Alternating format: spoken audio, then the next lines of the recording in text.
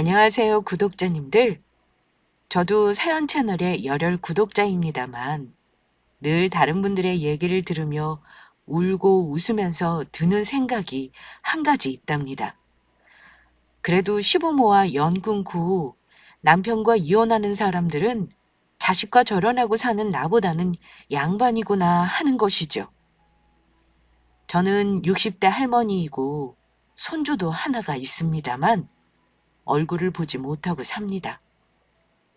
가끔 이렇게 늙어가는 게 맞나 싶어 서글프기도 하지만 부모 자식 간이라 해도 떨어져 살아야 하는 인연이 있다는 걸 이제는 받아들이고 삽니다. 아직은 젊다면 젊은 나이고 다행히 건강하니 혼자서도 충분히 살만하지만 간혹 몸이 아플 때는 외로운 마음이 들기도 하죠. 만약 내가 가난하기까지 했다면 삶이 굉장히 고단하고 초라했을 것 같아 생각만으로도 몸서리가 쳐지곤 합니다. 노년의 가난이 가장 무섭다고 하죠? 저는 몇 년 전만 해도 당장 생계를 걱정해야 하는 처지였지만 지금은 다행히 생계 문제는 해결이 되어 너무나 감사하게도 돈 걱정은 하지 않게 되었습니다. 그래도 열심히 산 세월은 어떻게든 보상은 받나 봅니다. 원래 드라마보다 더 드라마틱한 게 인생 아닌가요? 제 인생이 뒤돌아보면 딱 그렇네요. 저한테는 아들이 하나 있어요. 올해 34이고 4년 전 결혼해 딸 하나 낳고 살고 있습니다. 저랑은 안 보고 산지 오래입니다만 건너 건너 소식은 듣고 있어요. 남편 죽고 나서 아들 하나 있는 거 조마조마한 마음으로 키웠습니다.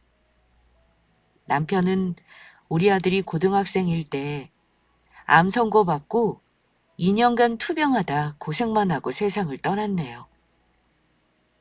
아들이 고등학교 졸업하고 재수할 때 그렇게 되었으니 대학 입학하는 거, 군대 가는 걸 다 못 봤어요.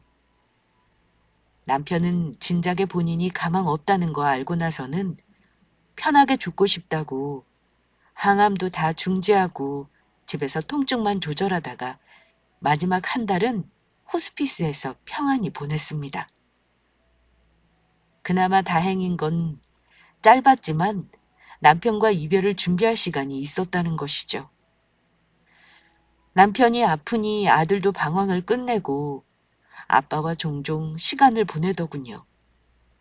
다행히 남편이 대기업을 다녔어서 퇴직금을 비롯해 보험료며 돈이 나와서 당장 굶을 걱정은 없었습니다만 제가 돈벌이를 해야 아들 대학도 보내고 생계를 이어나갈 수 있는 형편이었습니다.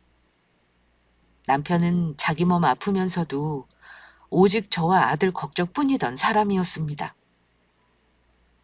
당신 세상 물정도 모르는데 나 없으면 우리 정훈이랑 어찌 살 거야? 대학교 가면 학비 때문에 당신 힘들어질 거야. 내가 이렇게 갈 줄 알았으면 돈이라도 많이 벌어놨어야 하는 건데 내가 당신한테 너무 큰 짐을 주고 가는 것 같아서 미안해. 당신은 그런 말 할 게 아니라 얼른 낫겠다는 생각을 해야죠.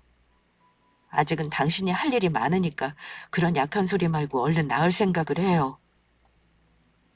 남편은 자기 몸이 아프면서도 자기 죽고 난 뒤에 혹여 제가 힘들게 살까봐 이런저런 궁리를 많이 하는 듯 보였습니다.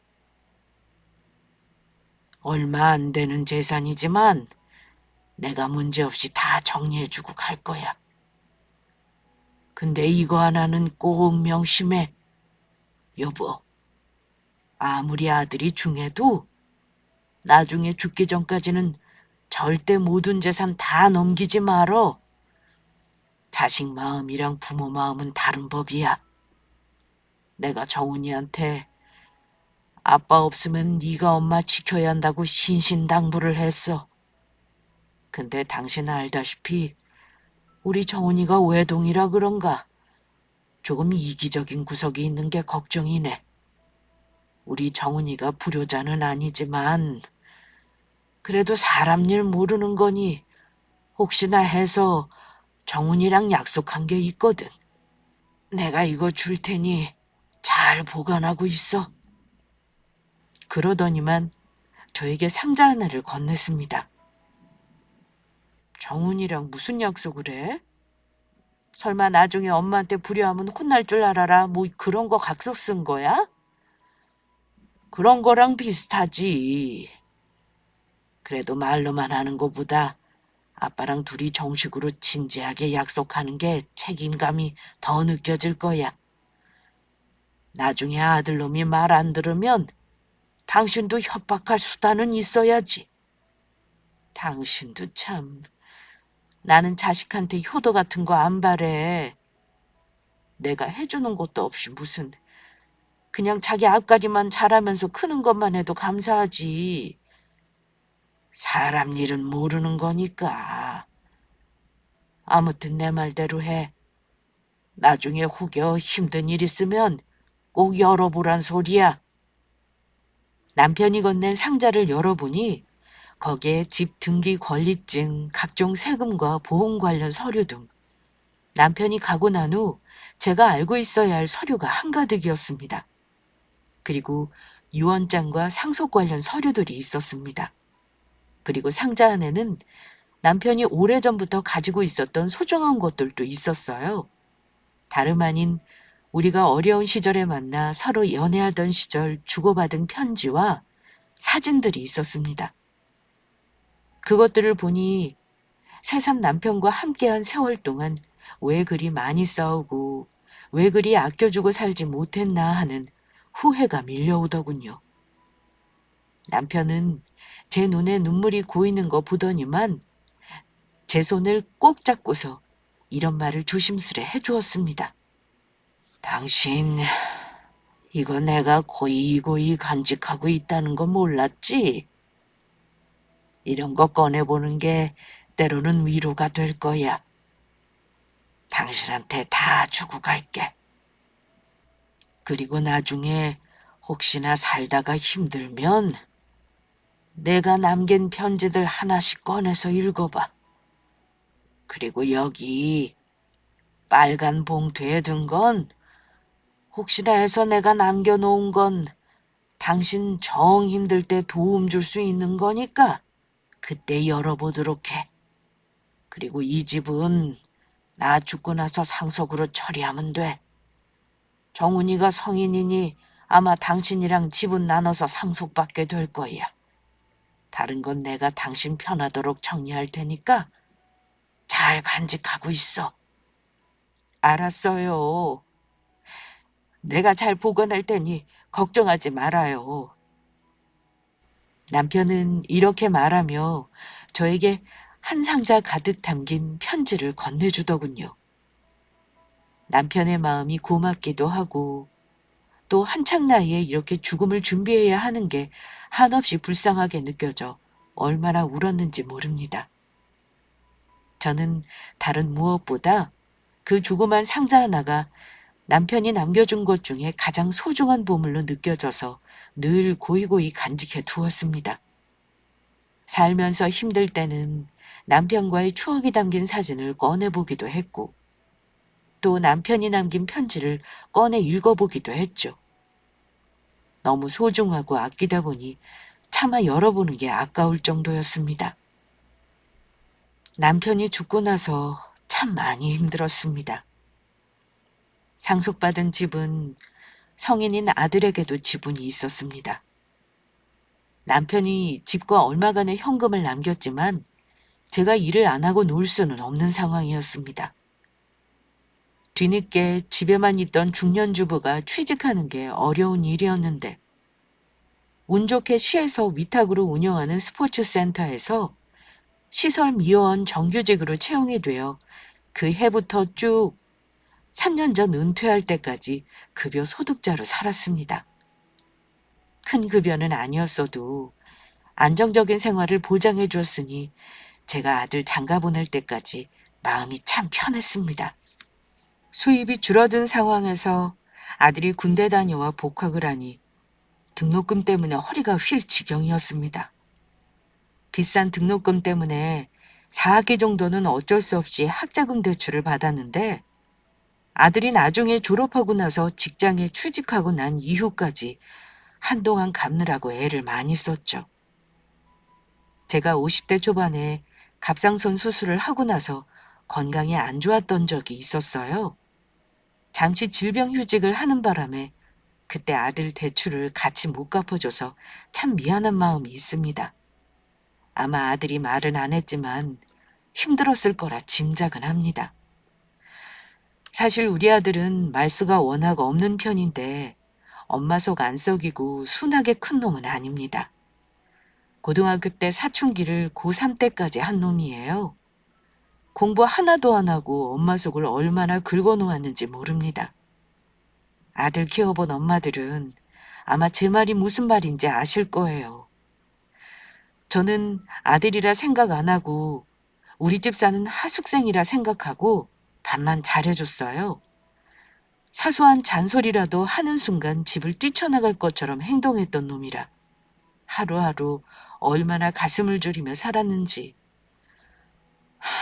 그 시절에 우리 아들이 툭 하면 하는 말이 엄마, 제발 내가 알아서 할 테니까 아무 말도 하지 마. 나 좀 내버려둬. 엄마가 뭘 알아? 이런 말이었습니다. 너 엄마한테 왜 그리 버르장머리가 없니? 아빠 아파서 엄마 힘든데 너까지 이렇게 엄마 속상하게 할 거니? 아빠 아픈 게 내 책임은 아니잖아. 엄마가 잔소리하면 공부하는 거 더 싫으니까 그냥 아무 말 하지 말라고. 한창 공부해야 하는 고등학생일 때 남편의 암투병은 아들에게도 큰 상처였을 겁니다. 하지만 그 정도 나이면 집안의 우환도 이해할 만한 나이 아닌가요? 저도 힘들다 보니 아들을 많이 혼내기도 했고 아들도 저에게 화풀이를 많이 하긴 했습니다. 아픈 남편이지만 중간에서 아들과 저 사이를 중재하는 사람이 있고 없고 차이는 참 크더군요. 아들이 한 번씩 저러고 히스테리를 부릴 때면 저는 조용히 입을 닫고 아들을 기다려주는 것밖에 할 수 있는 게 없었죠. 그러다 고3 막판에 눈빛이 정상적인 사람으로 돌아오면서 재수를 한다길래 경제적으로 힘들었지만 지원해 줬습니다. 남편은 아들 재수하고 대학 가는 거 못 보고 그 해에 저 세상으로 갔어요. 남편 글이 되고 나서 아들은 점점 더 저와의 대화는 줄어들었어요. 품 안에 자식이라는 말이 있지요. 애지중지하며 키운 아들이지만 내 품 안에서 늘 떠나보낸다는 각오는 하고 있었습니다. 알아서 자기 앞가림하고 사회의 한 몫을 하는 사람으로 키워내는 게 저의 목표였으니까요. 세월은 참 덧없이 흐르더군요. 어느덧 저는 퇴직을 앞둔 나이가 되었고 아들도 어엿한 사회인이 되었습니다. 우리 아들이 며느리 만난 게 아마 대학 졸업하고 나서 공공기관에 첫 취직을 하고 나서였을 겁니다. 저에게 애인이 있다는 말은 결혼할 때 돼서야 해서 저도 언제부터 만난 건지 확실히는 몰라요. 그런데 만난 그 아가씨가 하필 아주 대단한 집 딸이었습니다. 시의원 딸이었는데 제가 이름을 차마 말은 못하겠네요. 지금은 의정 활동을 안 하는 걸로 압니다만 아무튼 예비 며느리라고 데려온 그 아이를 우리 아들이 많이 좋아하더군요. 32살 무렵쯤에 우리 아들이 결혼했는데 사실 결혼할 때도 속상한 일들이 참 많았어요. 예비 며느리가 인사로 왔을 때는 말수도 적고 묻는 말에 대답도 잘하길래 그저 우리 아들이랑 잘 맞는 아이인 줄만 알았는데요. 인사하고 나서 이상하게 상견례를 하자거나 결혼에 대해 가타부타 말이 없길래 제가 참다 궁금해서 물었습니다. 청훈아, 너 결혼을 하는 거니 마는 거니? 엄마가 너 결혼하면 다른 건 몰라도 전세 보증금은 좀 보태주려고 하는데 여자친구랑 얘기해봤어? 어찌 결혼하겠다고 인사까지 해놓고는 아무 말이 없어. 엄마가 계속 기다려도 말이 없길래 물어보는 거야. 혹시 너희들 사이 무슨 일 있는 거 아니지? 그런데 아들이 주저주저 하더니만 한다는 말이 이랬습니다. 엄마, 나 할 말 있어요. 사실 은영이가 나랑 결혼하는 거 걱정을 많이 하더라고요. 지난번에 인사하고 나서 자기는 홀어머니 있는 아들이랑 결혼할 생각이 없다면서 자꾸 망설이는 것 같아요. 내가 집 해갈 만한 능력이 있는 것도 아니고 아직 돈도 많이 못 모아서 그런가 걔네 집에서 나 반대하나 봐요. 뭐? 혹시 엄마가 그날 뭐 실수한 거 있었니? 혹시 부담 줄까 봐 쓸데없는 거 하나도 안 물어봤는데. 내가 설마 하니 결혼해서 니들이랑 같이 살겠다는 것도 아니잖아.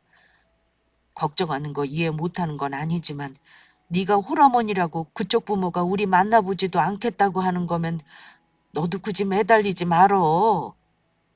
처음부터 이러면 결혼이 힘들어지는 거야. 축복받고 환영받는 결혼을 해야 탈이 없는 거고. 결혼 급할 거 뭐 있니? 정 그렇다면 그냥 연애하면서 시간을 두고 더 만나봐. 생각지도 못한 말을 아들 입으로 들으니 너무나 마음이 아팠습니다. 우리 아들이 선택할 수 없는 상황이 이런 식으로 흠이 될 수 있다는 게 참 제가 어찌할 바를 모르겠더군요. 동시에 예비 며느리에 대한 괘씸한 마음도 들었습니다. 우리 아들이 그런 식으로 거부당할 거라고는 한 번도 생각해 본 적이 없어서일까요? 저는 아들에게 너 싫다는 여자에게 매달리지 말고 결혼도 급할 거 없다고 했습니다. 하지만 아들은 이런 엄마의 마음과는 달랐나 봅니다. 엄마, 나 은영이랑 결혼하고 싶어요. 장인어른이 시의원인 거 알지? 나 그거 등에 업고 승진도 빨리 하고 싶단 말이야. 그리고 솔직히 내가 좀 꾸리고 싶은 마음이 커요. 엄마 알잖아요. 나 혼자 외롭게 커서 가족 많은 게 좋아요. 그래도 내가 집을 해가면 은영이가 마음을 놓을 것 같은데 전세 말고 집 사주실 여력은 없는 거예요? 적금 깨면 1억이 좀 넘으니까 그 돈 보태도 집 사려면 대출을 많이 받아야 할 것 같은데. 대출 받아서 살 수는 있겠죠. 근데 엄마 아시잖아요. 나 학자금 대출도 직장 다니면서 3년 동안 갚았어요. 진짜 대출이라면 지긋지긋해요. 아들은 오래 연애한 여자와 헤어지고 싶어 하지 않았습니다. 다 크고 나서는 생전 저에게 이런 요구를 한 적 없는 아들인데 결혼하고 싶은 여자가 있으니 마음이 급해 보였어요. 그러면서 저에게 집을 해달라는 말을 하는데 저도 생각이 많아지더군요. 결혼하면서 빚을 지고 싶어 하지 않는 아들 마음도 이해는 갔습니다. 살던 집은 저에게 의미가 큰 집이었습니다. 많이 올랐기도 했고 먼 훗날 언젠가는 아들에게 물려주려고 했지만 일찍 팔 생각은 없었습니다. 그런데 아들이 원하니 어쩌겠나요? 남편에게 상속받은 그 아파트는 제 지분이 더 많았는데요. 아들은 매매 편의를 위해 자기가 제 지분을 미리 증여받기를 원해서 고민 끝에 제 지분을 증여해 주었습니다. 제가 살 집을 마련하려면 집을 매매해서 전세라도 얻어야 했기에 결국 집을 6억에 팔았고 아들은 5억대 아파트를 집 한 돈을 보태 대출 끼고 마련했습니다. 그리고 1억 남짓으로는 제가 전세를 따로 얻어 들어가게 되었습니다. 동생은 저에게 아들에게 집 주는 걸 미련한 짓이라고 했고 아들에게 엄마 집 팔게 하는 거 잘못 생각하는 거라고 혼내기도 했어요. 그래도 부모는 자식이 원하는 대로 해주게 되는 것 같습니다. 그렇게 집까지 팔아 결혼시켰더니만 결혼하고 나서 아들은 자기 마누라에게 정말 잡혀 살면서 전혀 낯선 사람이 되어버리더군요. 집이 먼 거리도 아니었는데 잘 찾아오지도 않았을 뿐더러 제가 간혹 불러서 밥을 해주려 해도 자기 와이프가 싫어한다며 마다하곤 했습니다. 엄마, 우리 와이프가 불편하대. 나중에 나만 잠깐 들리던지 할게요. 그래도 한 달에 한 번 같이 밥이라도 먹으면서 얼굴을 보고 살아야지. 새아가가 여기 오는 거 싫다 그러는 거니? 솔직히 시어머니가 편하지만은 않겠죠. 암튼 엄마, 한 달에 한 번은 너무 많아요. 집사람이 명절이랑 생신이랑 어버이날에만 며느리돌이 하겠다고 이미 결혼 전에 얘기했어요. 저도 그렇게 하라고 했고요. 그러니까 자꾸 자주 오라는 말 마세요. 뭐? 아니 가족들끼리 얼굴 보고 사는데 횟수를 정해놓고 본다는 거야? 네 처가에도 그렇게 하니? 엄마는 서운하구나. 엄마 이러시는 거 요즘에는 며느리들이 시어머니 갑질이라고 싫어하는 거 알죠?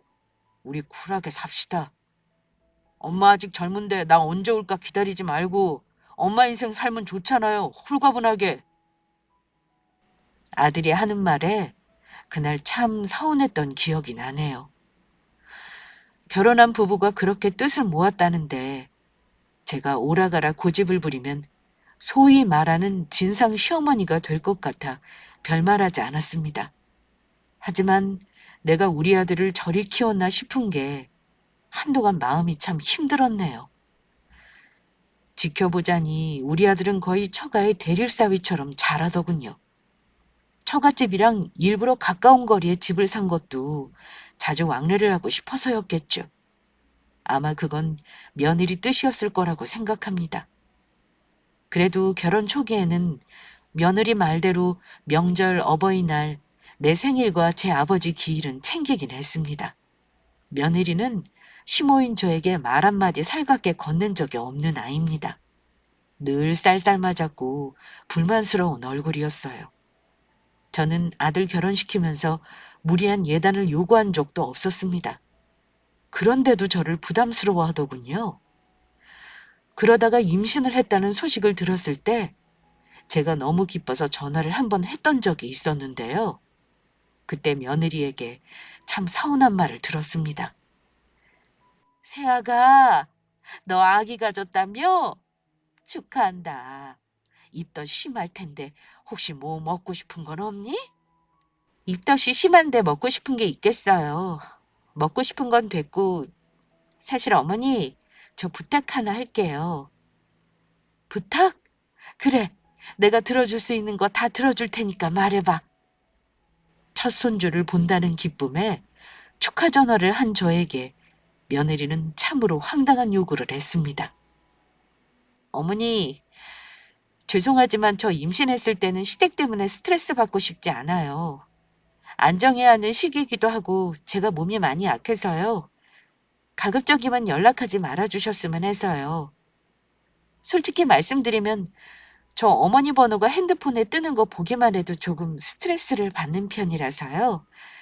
임신 중이니까 저 힘든 건 말씀드려야 할 것 같아서 그래요. 부탁 좀 드릴게요. 대놓고 말해 자기에게 전화도 하지 말라는 뜻이었죠.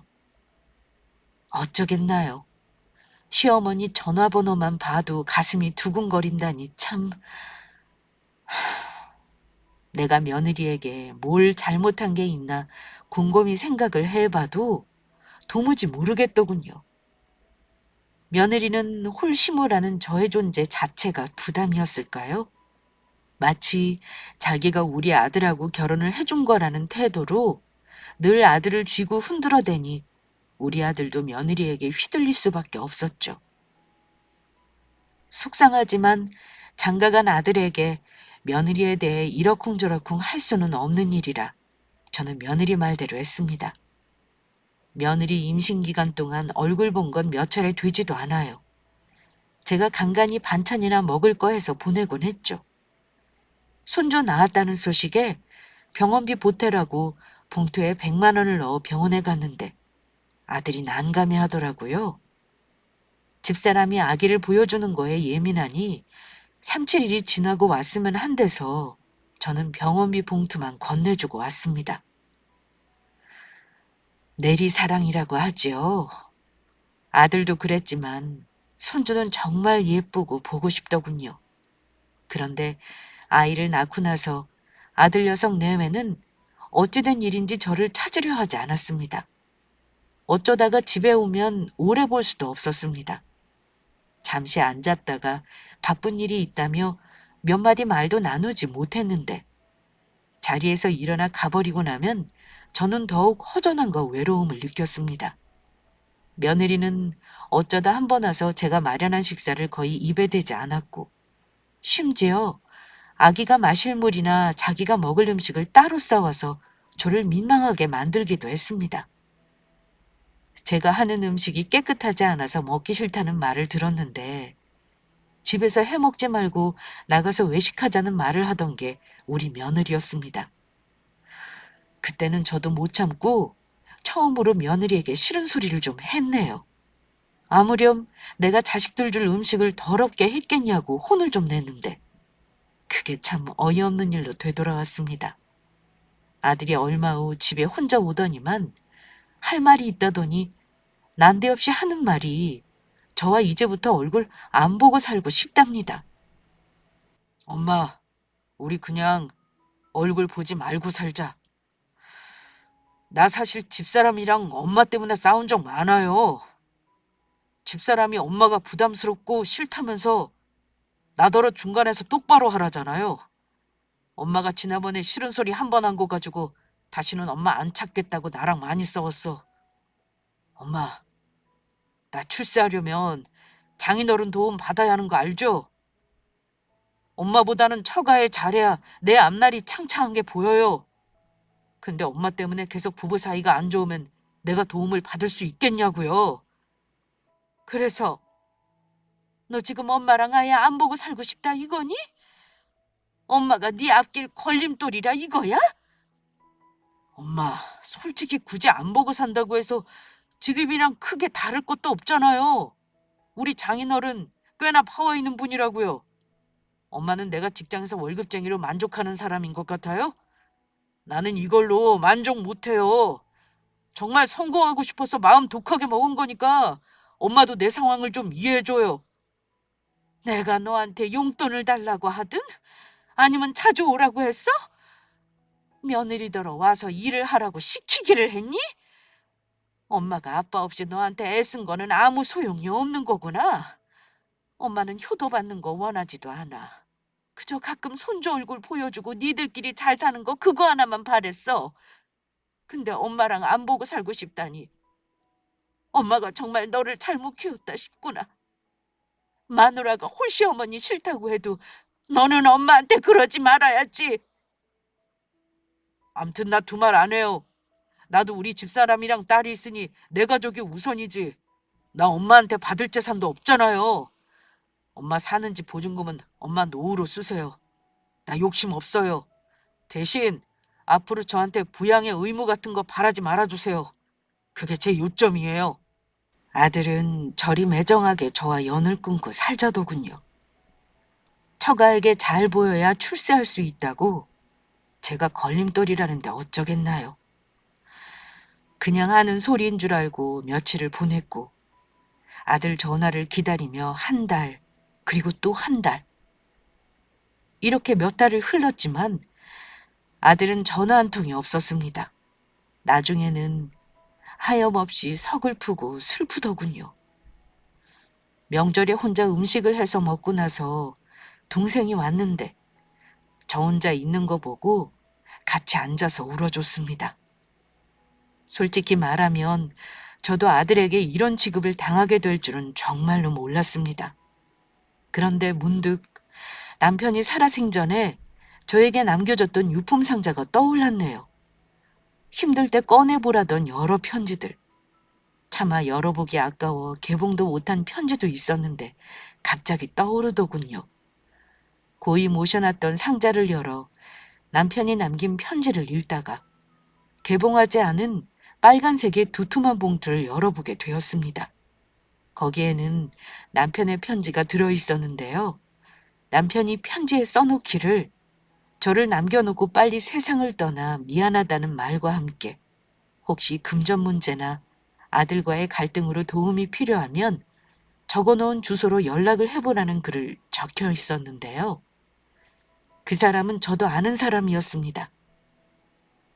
남편 생전에 친하게 지냈고 상속 문제 처리할 때 도움을 줬던 남편의 변호사 친구였거든요. 이제 와서 내가 남편 친구에게 무슨 도움을 받겠나 싶었어요. 아들이 저와 안 보고 산다고 해서 자식을 고소할 수도 없는 노릇이니까요. 속상한 마음에 한쪽 구석으로 치워놓고 또 얼마간의 시간이 흘렀죠. 그러다가 제가 마음을 바꿔먹은 계기가 있었습니다. 제가 주차장에서 넘어져 슬개골 골절이 되어 119에 실려간 적이 있었습니다. 그런데 구급대원이 보호자에게 전화를 하라더군요. 그래서 아들 전화번호를 알려줬는데 전화통화를 하고 온 구급대원이 민망한 얼굴로 하는 말이 혹시 오실 만한 분 다른 가족분은 안 계세요? 지금 아드님하고 통화했더니 어머님이랑 안 보고 산지 오래라고 하시네요. 다른 자녀분이나 형제분 계시면 연락해 보시죠. 우리 아들이 오기 싫다고 하죠? 제가 근처에 동생이 살아요. 동생에게 연락해 봐야겠네요. 저는 담담하게 동생에게 연락해 뒤처리를 부탁했고 그때 아들에 대한 마음은 완전히 내려놓게 되었습니다. 아들이 안 온 거 보고 동생은 노발대발하며 전화까지 했지만 아들과 며느리는 들은 척도 안 했다고 하더군요. 거의 2달을 보행기와 목발에 의지해 생활하면서 우울증이 오기까지 했습니다. 아들이 밉기도 했지만 이런 상황이 벌어질 거 생각 못하고 아들에게 아파트를 증여해줬던 제가 너무 어리석었네요. 할 수만 있다면 아들놈에게 증여했던 그 집 판돈을 도로 찾고 싶었습니다. 하지만 이미 줘버린 재산을 돌려받을 방법이 없다는 건 잘 알고 있었어요. 그런데 구석으로 밀어놨던 남편 편지가 이상하게 계속 떠오르더라고요. 저는 무릎이 회복되고 나서 남편이 힘든 일 있을 때 찾아가 보라던 남편 친구를 찾아갔습니다. 10년이라는 세월이 흘렀지만 같은 자리에서 변호사 사무실을 운영하고 있는 거 보니 우리 남편도 살아있었다면 이렇게 왕성하게 자기 몫을 했을 사람이란 생각이 들며 남편 생각이 많이 나더군요. 변호사님을 만나 뵙겠다고 하니 사무장이 저를 이상하게 생각했지만 마침 사무실에 들어오시던 변호사님과 마주쳤습니다. 저를 한 번에 알아본 남편의 친구와 간단한 안부 인사를 나누었고 천천히 그동안의 얘기를 털어놓았습니다. 남편이 힘들 때 가보라며 연락처와 주소를 남긴 얘기부터 자연스레 아들의 얘기까지 전부 하게 되었죠. 그리고 얼마 전 저와 절연하겠다고 선언한 아들 얘기를 하며 저는 눈물을 흘렸습니다. 그리고 아들 집을 마련해 주느라 남편에게 받은 집의 80% 넘는 저의 지분을 증여했던 얘기. 아들이 냉큼 집을 팔아버리고 매매 대금에서 남은 1억만 저에게 줬던 얘기. 할 수 있다면 아들에게 도로 돌려받고 싶다며 울었습니다. 운다고 해결되는 것이 아닌데 내 얘기를 들어주는 사람이 있으니 다 털어놓게 되더군요. 그런데 제 얘기를 한참 다 듣던 남편 친구가 이러는 겁니다. 저를 잘 찾아오셨어요. 아들 때문에 참 속상하셨겠습니다. 요즘도 그래요. 아무리 자식이라도 재산 문제는 끝까지 부모가 쥐고 있어야 자식들도 부모에게 잘합니다. 이런 일이 있을 거라는 걸 친구놈이 어찌 알았을까. 사실 친구가 따로 저에게 부탁해 놓은 게 있었습니다. 사실 저를 안 찾아오시는 거 보고 잘 사시는구나 하고 마음 놓고 있었는데 친구놈이 아마 해안이 있는 놈이었나 보네요. 걱정 마세요. 제가 다 해결할 테니까 저만 믿으시면 됩니다. 그러더니 금고 안에서 남편이 저에게 줬던 똑같은 봉투를 꺼내서 거기서 서류 몇 장을 조심스레 꺼내더군요. 그게 뭔가요? 그걸 남편이 남겼나요? 유언장이라면 저도 잘 보관하고 있는데요. 이건 유언장 아닙니다. 그때 친구가 자필로 유언장 작성할 때 상속재산 지분을 재수 씨가 많이 가지는 걸로 한 거 기억나시죠? 한창 친구놈이 암투병할 때 아들을 데리고 우리 사무실에 온 적이 있었어요. 그때 작성한 계약서입니다. 한번 보시겠어요? 한 번 준 재산을 돌려받을 수 없는 게 원칙이지만 이런 식으로 증여 계약을 해두면 도로 찾아올 수 있어요. 네? 증여 계약이라니요? 저는 금시초문인데요. 자, 이거 보고 설명드리죠. 그때 친구놈이 아들 데리고 와서 그러더군요. 나중에 상속재산을 엄마에게 증여받을 사유가 생길 경우 계약서 조항을 어기면 증여를 해지할 수 있다고 말입니다. 증여할 재산을 처분할 경우에도 계약 조항을 어기면 재산가액에 해당하는 돈을 엄마에게 돌려주라고 이걸 작성했어요. 대신 아들 지분도 상속할 때 20%로 해주겠다고 했죠. 이건 제가 공증했습니다. 설명을 듣고 나서 계약서를 살펴보니 만약 아들이 엄마인 저에게 폭력 등의 범죄 행위를 했을 경우나 부양 의무를 이행하지 않을 경우 증여받은 재산을 해지할 수 있다고 해놨더라고요. 특히 부양 의무는 굉장히 구체적으로 작성을 해놨더군요. 한 달에 2번 이상 찾아오지 않거나 엄마 건강 문제를 방임하거나 집안 경조사나 명절에 참석하지 않는 것 등등이 포함되어 있었습니다. 아들은 자필과 지장으로 서명을 했고요. 새삼 남편이 참 대단하다 싶었습니다. 요즘은 세상이 변하다 보니 이런 일이 빈번하게 있어요. 어쨌든 재수 씨 노후에 자식이 이런 식으로 나오는데 가만히 있으면 안 되는 문제는 확실합니다. 제가 알아서 소송 진행해 드릴 거니까 아무 걱정하지 마세요. 그러더니만 저에게 몇 가지를 묻고 서류를 보내달라기에 시키는 대로 다 해줬습니다. 얼마 후 변호사 사무실에서는 제 아들을 상대로 증여 취소 소송을 걸었습니다. 변호사 사무실에서 대리해주는 거라 저는 무슨 서류가 어떻게 송달되는지 자세히는 몰랐습니다. 그런데 얼마 후 한 번도 연락이 없던 아들놈이 다급한 목소리로 연락을 하더니만 집으로 오겠다고 했습니다. 물론 소송 때문에 연락한 거였어요. 아들은 마음이 급했는지 주말이 되자마자 집으로 와서 저에게 안부도 묻지 않고 이러더군요. 엄마, 나한테 지금 뭐 하는 건지 모르겠네. 이게 뭐예요? 소송? 그것도 집 한 돈에 이자까지 해서 5억이 넘게 달라니 이미 나한테 준 걸 왜 달라는 건데요? 빨리 소송 취하해줘요. 우리 집 지금 발칵 뒤집혔다고요. 너는 2년 만에 엄마 파놓고서 잘 지냈냐 먼저 물어보는 게 어렵니? 됐다. 내가 너한테 뭘 바란다고. 소장 받았으니 알겠구나. 엄마가 너한테 증여해주고 집 팔아서 집 마련해 준 돈 도로 돌려줘. 너 아빠 돌아가실 때 계약서 쓴 게 있더구나. 내용은 네가 잘 알고 있지? 계약을 위반했으니 내가 돌려받는 게 당연한 거야. 너 사는 집 팔아서 엄마한테 줘. 싫다면 어디 끝까지 한번 해보도록 해. 그게 언제적 계약서래요? 엄마, 그거 나 재수생일 때 쓴 거야. 20살짜리 애가 뭘 알았겠어요? 너 그때 성인이었어. 아무튼 엄마는 너한테 너무 실망했어. 내가 너한테 부양 같은 거 바라지도 않아. 노년에 자식한테 재산 다 빨리고 가난하게 사는 게 무슨 소용인가 싶더구나. 엄마는 법대로 할 거야. 무슨 말인지 알아들었으면 돌아가.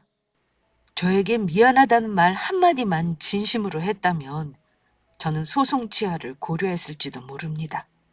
하지만 아들은 여전히 이기적이었고 아나무인이기까지 했습니다.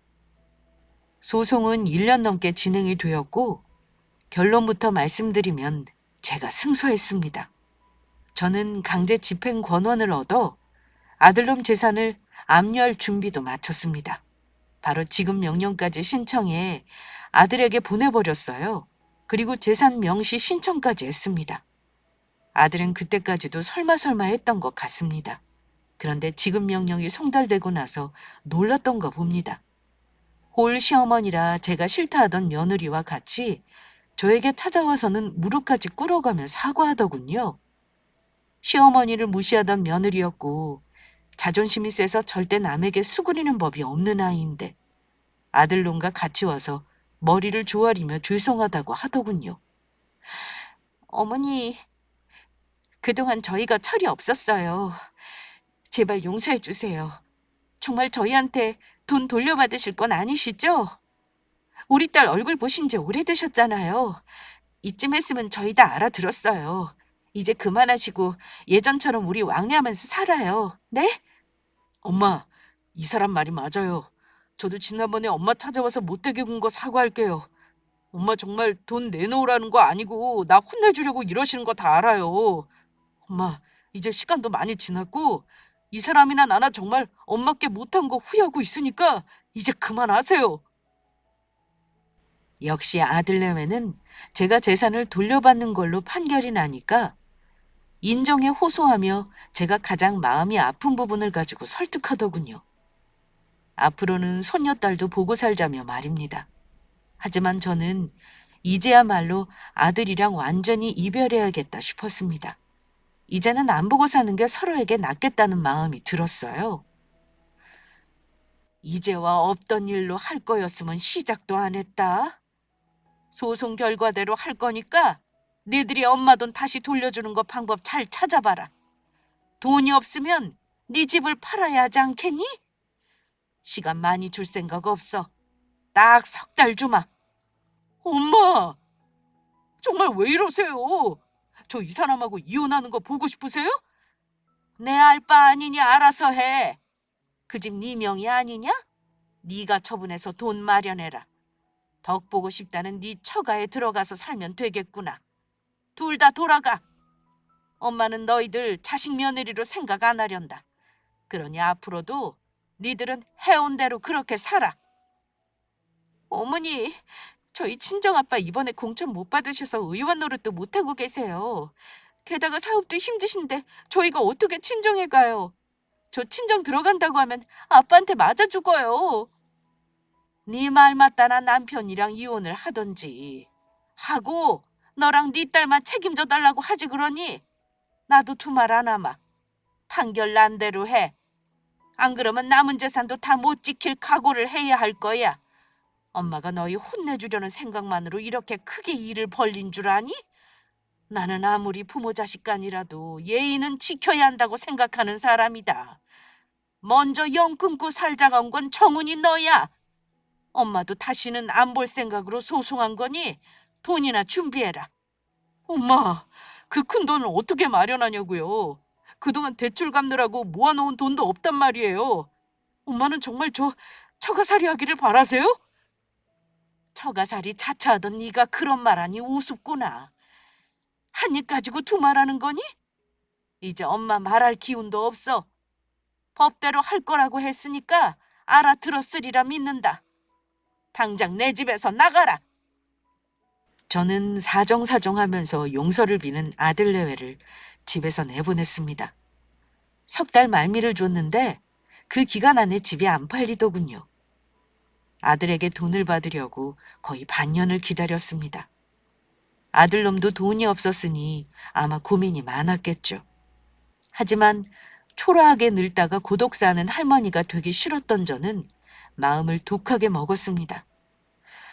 결론부터 말씀드리면 저는 아들에게 판결문대로 이자까지 져서 5억이 넘는 돈을 잘 돌려받았습니다.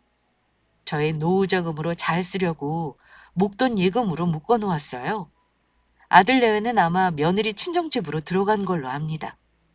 재산 문제가 다 정리되고 나서 1년이 흐른 지금도 저는 아들과 절연 상태입니다.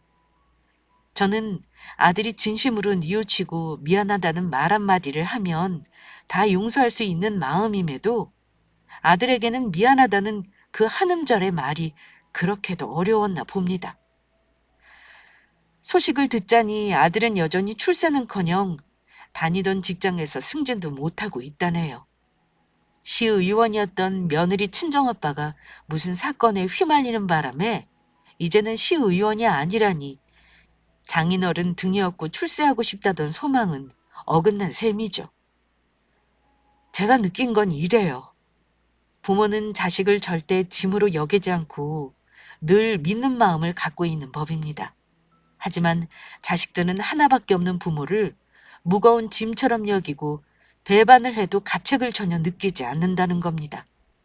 예전과는 비교도 안 되게 교육 수준이 높아지고 물질 만능 시대가 되다 보니 제 아들처럼 배은망덕, 불효막심한 자식들이 속출하고 있는 게 슬픈 현실이죠.